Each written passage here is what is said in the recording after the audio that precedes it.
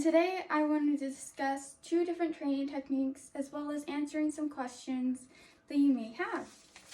So, how do training techniques really work? Which training technique is best?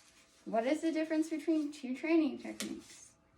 Well, training comes in many different methods. Some trainers swear by a positive-only experience, while others please you to look into a more balanced training experience. Most, if not all of us, have pets that want to teach cute tricks to or help them to stop their bad habits, but don't know where to start. Learning about these training methods will help you to not only teach your pet things, but also to help you learn how to communicate efficiently with your pet. I have had dogs just about my entire life, so I can tell you from experience that if one training method does not work, then another one will. What motivates one dog may not motivate another. To start this speech off, I'll begin with positive reinforcement and what it is. So what exactly is positive reinforcement? Well, positive reinforcement is one of the many training methods used by trainers that is unique because of its positive-only experience. According to Canine Rand's article, All Positive or Balanced Training, Which is Best, positive trainers teach animals by rewarding wanted behavior and ignoring unwanted. For example, if a dog were to bark at the doorbell when somebody rings it, that dog would be ignored by a positive trainer. Whereas if that same dog were to ignore the doorbell when somebody rings it, that dog would be rewarded with pets or a treat or something that the dog likes as a reward. Did you know that positive reinforcement is a form of operant conditioning?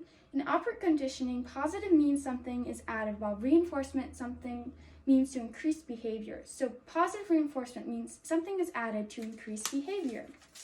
Since positive reinforcement is a positive only, there are no punishments. In other words, tools like the prong collar are not used.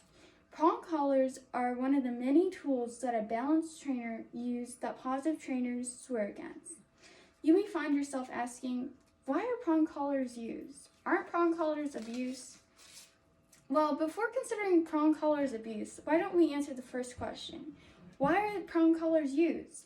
Prong collars are used primarily as a form of communication between a dog and their handler.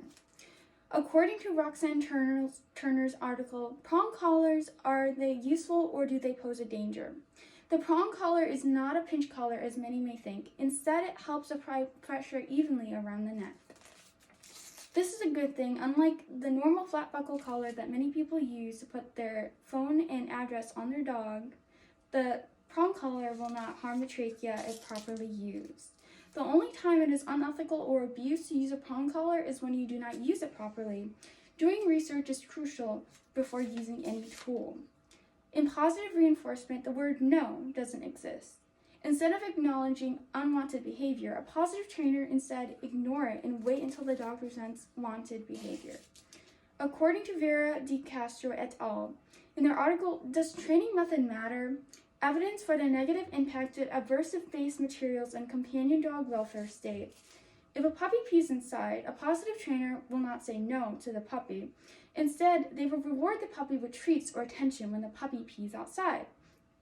So, hopefully, after all this, you can see that positive reinforcement communicates only positive things to the dog. But other training methods will use other forms of communication. Balanced training is another one of the many training methods, but what is it exactly? Balanced training includes punishments from operant conditioning. According to OpenStax College in their textbook Psychology, punishments are used to decrease a behavior, meaning just saying no to a dog is a punishment. There are two different punishments, positive punishment and negative punishment. Positive punishments add something to the dog. That's something the dog doesn't like getting sprayed with a bottle of water. While negative punishment take away something that the dog does like as a form of punishment to decrease the behavior. Balanced training is similar to positive reinforcement, but differs because of the use of tools like the prong collar, electric collar, as well as punishments.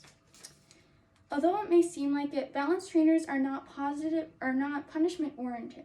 Instead, they use positive reinforcement as well as mild corrections. A prong collar can be used as a mild correction to help a dog stop pulling on the leash. Another tool used for corrections is electric, or the e-collar. In the end, it is important to listen to your dog and allow them to help you to direct their learning process. So what choice should you make? Since training is case by case, what works for some dogs may not work for others. Well, one dog may need the low vibration of the e-collar. Another dog simply needs the sound it makes as a correction. You should never use tools without doing proper research first. Doing research ensures the safety of the dog as well as speed up the training. Using tools without research will do more harm than good. It can severely damage your dog's trachea if you allow them to pull on their flat buckle collar, for example. No matter what training method you choose, make sure to experiment and find out what your dog's main motivator is, so training can be a breeze. Just as we have things that help us motivate us to do our homework or do our chores, dogs need motivation to learn.